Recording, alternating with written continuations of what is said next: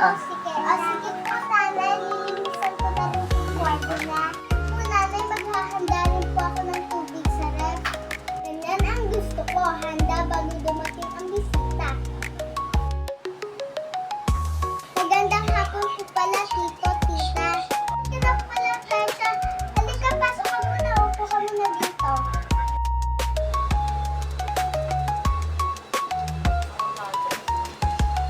Tito, uy, andyan ba? Ano pala? Tara, kain ka muna, Tikisha.